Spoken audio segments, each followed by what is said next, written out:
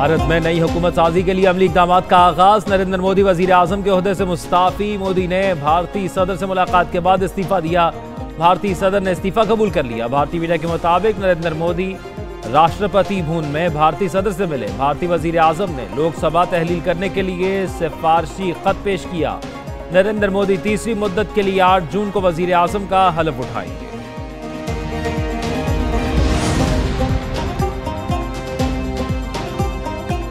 भारत में मुस्लिम दुश्मनी और पाकिस्तान मुखालिफ बयानी का धड़म तख्ता। नरेंद्र मोदी को बड़ा झटका। 2/3 अक्सरियत का ख्वाब चकनाचूर। इलेक्शन कमीशन ने तमाम 543 नशिस्तों के नताइज का ऐलान कर दिया। कांग्रेस का बड़ा सरप्राइज, बीजेपी से कई नशिस्तें छीन ली। बीजेपी समेत हुक्मरान इत्तेहाद एनडीए 294 नशिस्तों पर आ गए। कांग्रेस इत्तेहाद ने 234 सीटें जीत ली। मोदी की क़यादत में हुक्मरान इत्तेहाद ने हुकूमत बनाने के लिए 272 सीटें पूरी कर ली।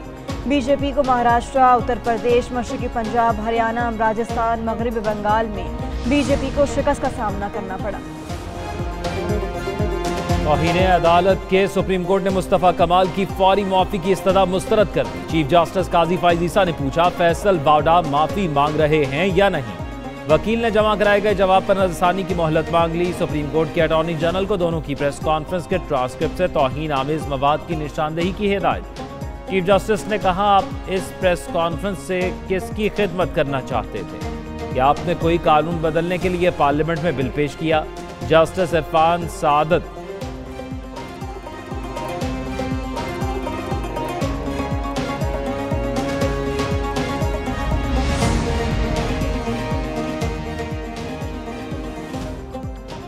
क्या हमें लोगों ने एक दूसरे से लड़ने पर बिठाया है? हमने नहीं कहा हमारे फैसलों पर तनकीद न करें।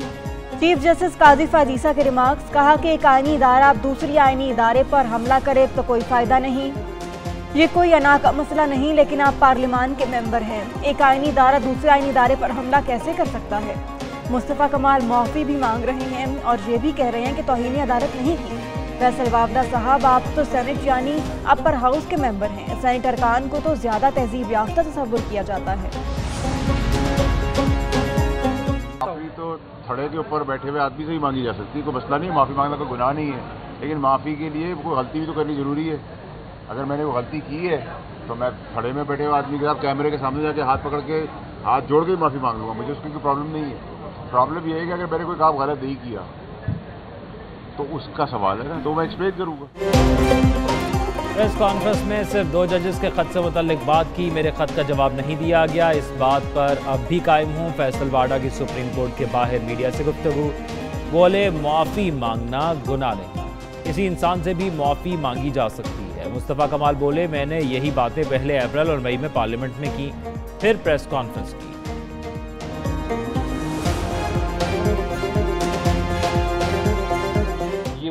ये वो बात है कि जो मैंने पहले पार्लियामेंट में खड़े होकर अप्रैल में की, मई में फिर पार्लियामेंट में खड़े होकर 16 मिनट की बात की, और उसके बाद प्रेस कॉन्फ्रेंस जो थी हमारी, जिसके ऊपर ये कॉन्टेम्प्ट हुआ, उसमें भी यही बात है।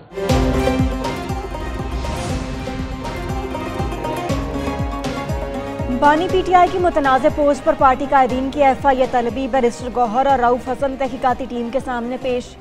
बयान रिकॉर्ड करवा दिया। उमर अयूब ने वकील के जरिए तहरीरी जवाब जमा करा दिया। मौक़िफ़ इख्तियार किया कि एफआईए ने हद तक आमेज नोटिस भेजा। मुबहिम, मशकूक और गैर कानूनी सवालात पूछे गए। एफआईए ना तारीखदान महकमा है, ना ही अदालतों से बाला कोई इदारा। नोटिस का वाहिद मकसद इंतकाम का निशाना बनाना है। एफआईए जवाब की तैयारी के लिए हमूद रहमान कमीशन रिपोर्ट की नकल फराहम करे। उमर अयूब का नोटिस का मामला पार्लियामान में उठाने और अदालत में चैलेंज करने का भी ऐलान। एफआईए के सवालात के 1 घंटा जवाबात दिए। तहकीकाती टीम ने दोबारा भी बुलाया तो पेश होंगे। चेयरमैन पीटीआई बैरिस्टर गौहर की मीडिया से गुफ्तगू। बोले, Hamood Rahman commission report D classified हो गई। अवाम का मैंडेट चोरी नहीं होना चाहिए, हमारी सीटें हमें मिलनी चाहिए। एक सवाल के जवाब में कहा, सुप्रीम कोर्ट ने बानी पीटीआई से मुलाकात का कहा, अभी तक इजाज़त नहीं, कल उनसे मुलाकात के बाद तफसीलात से आगाह करेंगे।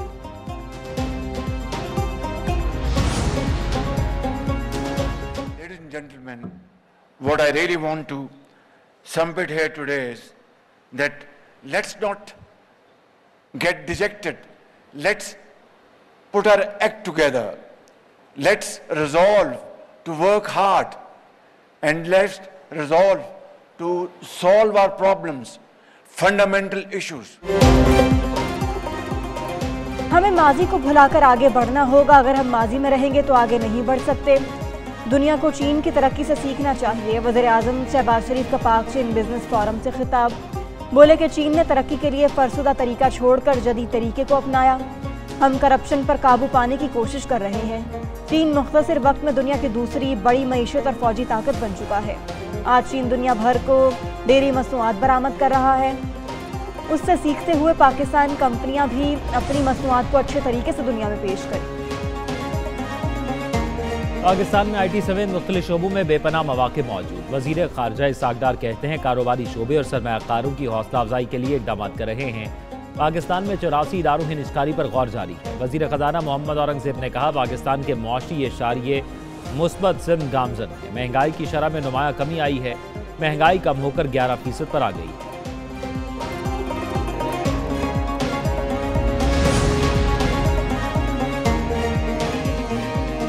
चीनी कंपनी का पाकिस्तान में सरमायाकारी में गहरी दिलचस्पी का इजहार। मोबाइल फोन्स की तैयारी, इलेक्ट्रिक बाइक्स, जदीद ज़राअत और फिनटेक में सरमायाकारी के लिए ख्वाहिश का इजहार।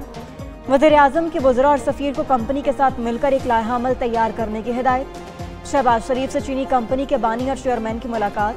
कहा कि हुकूमत गैर मुल्की सरमायाकारों और कारोबारी शख्सियात को सहूलियात की फराहमी यकीनी बना रही है।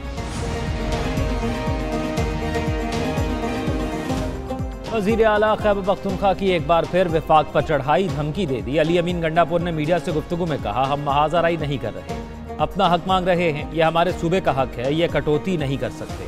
अगर कटौती बहाल नहीं कर सकते तो दमादम मस्त कलंदर के लिए तैयार हो जाए।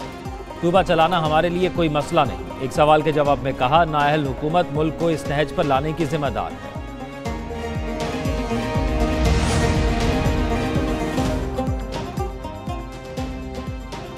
अमरीकी हुकूमत की शिकायत पर मारूफ समाजी कारकुन सारिम बर्नी गिरफ्तार। FIA ने कराची एयरपोर्ट से हिरासत में ले लिया। FIA हुकाम के मुताबिक सारिम बर्नी पर बच्चों को गैर कानूनी तौर पर अमरीका भेजने का इल्ज़ाम है। इल्ज़ामात इंतहाई संगीन नौयत के हैं। काफ़ी अरसे से सारिम बर्नी की नकलो हरकत पर नजर रखी जा रही थी। जैसे ही अमरीका से कराची एयरपोर्ट पर पहुंचे तो इन्हें गिरफ्तार कर लिया गया। मामले की तहकीकात शुरू।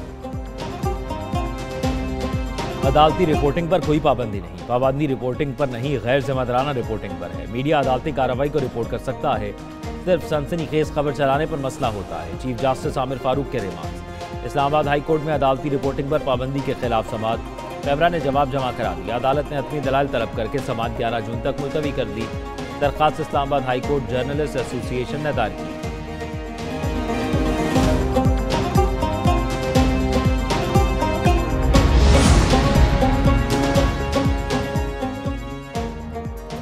पाकिस्तान में मुआशी नहीं, नियतों का बहरान है। हम इखलाकी गिरावट का शिकार हैं। दुनिया में कोई मुल्क अकेले तरक्की नहीं कर सकता। ब्रेन ड्रेन नहीं, ब्रेन ट्रेंड ना करने का मसला है। इदारे के बगैर इदारे बनाते जा रहे हैं। अगर नौजवानों को टेक्नोलॉजी में ट्रेन ना किया गया तो तालिबान उनका इंतजार कर रहे हैं। नए सिरे से पाकिस्तान बनाने की ज़रूरत है। वफाकी वजीर खालिद मकबूल सिद्दीकी का अब तकरीब से खिताब। बोले कि कराची में मौजूद डाकुओं और पुलिस का ताल्लुक कराची से नहीं है। वज़ीर दाखिला मोहसिन नकवी की बैरून मुल्क दौरे के दौरान अहम मुलाकात। रोम में अतालवी हम मनसब से मिले। गैर कानूनी इमिग्रेशन और इंसानी स्मगलिंग, इंसदाद मनशियात और बॉर्डर सिक्योरिटी में ताउन पर गुफ्तगू। गैर कानूनी तारकीन वतन और इंसानी स्मगलिंग के खिलाफ मरबूत और मौसर लाहे अमल पर इत्तफाक। मोहसिन नकवी का इटली में कैद 42 पाकिस्तानी कैदियों की हवालगी का मुतालबा। मोहसिन नकवी ने कहा स्मगलरों और ड्रग माफिया के खिलाफ जीरो टॉलरेंस पॉलिसी अपनाई है। वफाकी वज़ीर दाखिला मोहसिन नकवी ने अतालवी हम मनसब को पाकिस्तान के दौरे की दावत भी दी।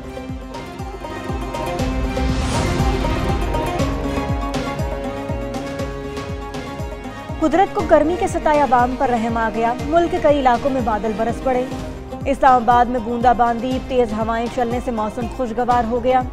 पेशावर और गिरदोनवा में तेज बारिश, गर्मी का जोर टूट गया। अब शेखुपुरा और गिरदोनवा में हल्की बारिश।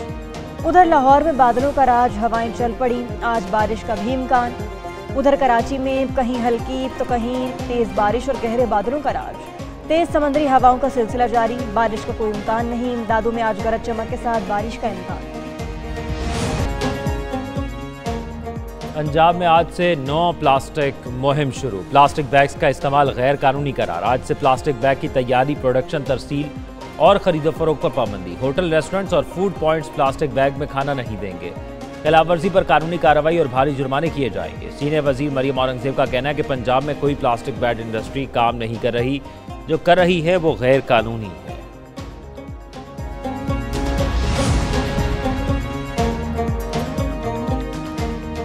पाकिस्तान रेलवेज का ईद कुर्बान पर आवाम की सहूलत के लिए स्पेशल ट्रेनें चलाने का ऐलान।